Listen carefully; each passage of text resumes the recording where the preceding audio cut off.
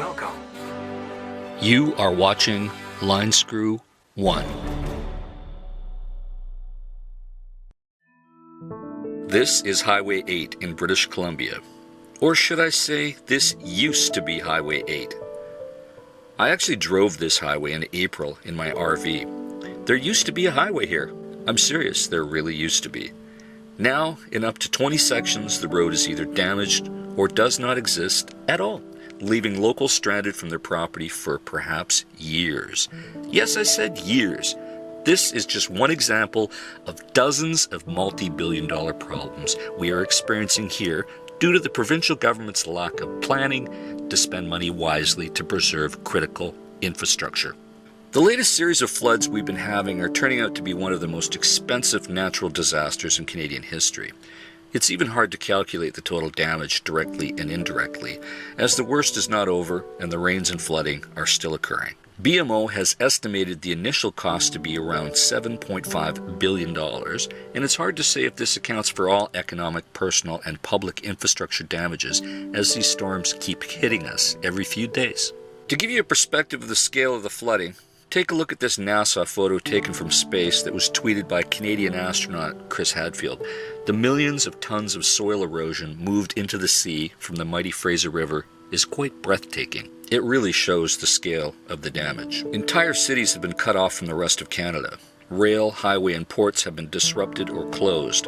Pipelines have been turned off. The essential food-growing region of the eastern Fraser Valley has been damaged or destroyed. And did the provincial government know this was possible? Of course it did. Dozens of studies and reports have been done on the inadequate diking systems that have been in need of expansion, improvement, and repair for decades. After all, it was various levels of government that paid for many of these reports in the first place.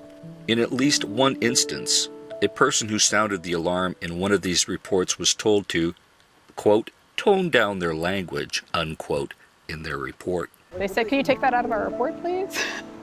It's one of my proudest moments is that I kept that line in that report, and we were asked to tone the language down. And since most British Columbians live in cities, these rural problems didn't get the financial attention that they deserved. The liberal agenda of provincial politics tend to ignore the needs of the often conservative voting rural taxpayers. While the green agenda liberal academics living in the cities were more than willing to attempt to hijack climate change for their own selfish political purposes, critical infrastructure was left ignored until these floods happened. When the first floods started happening, the provincial bureaucrats and politicians were asleep at their jobs, while local citizens here in Canada were hearing air raid sirens going off across the border in Washington state.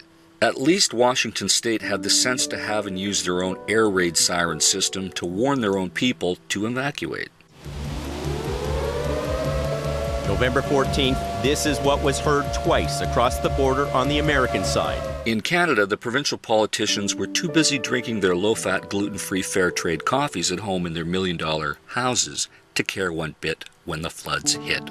Now that the floods have forced the provincial government to respond to this ongoing crisis, they are now doing daily and online briefings.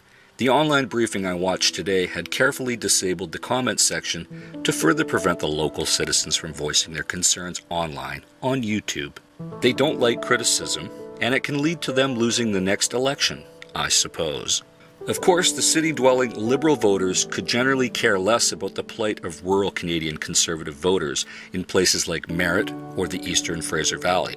But I'm certain that they will begin to care once they start paying $40 a pound for tomatoes. Perhaps they may also be concerned when they can't drive their Tesla up the highway to their favorite ski resorts because the road is closed and damaged. I'm certain they'll care enough that they'll actually tweet about it. The provincial government likes to throw taxpayer money at large subsidies so that Liberal city voters can buy a cheap electric-powered Tesla. That makes a great photo opportunity and makes the city-dwelling, granola-crunching Liberals very happy. And the provincial government sets the safety standards for the hundreds of kilometers of flood dikes that we have, and then force the local governments to come and beg for the money to actually build them. Yes, I said that right. Each city's on its own to compete and ask for the critical money to stop the flooding. From who? The provincial government. And you can well imagine that some cities get more favorable treatment while others get ignored. But of course, most of them generally get ignored because The provincial government doesn't want to spend money on things like dikes, when they can spend money on more liberal causes. And now the billions of dollars of damages have been done to us by the willful neglect of the provincial government. I suppose they will now want us all to pay for this mistake with our own taxpayer money. Of course they will. Thanks for doing nothing, and thanks for making us taxpayers pay for your own incompetence and lack of planning. Minister Farnworth, I want to ask you about some decisions that have been made or not made in the past in BC.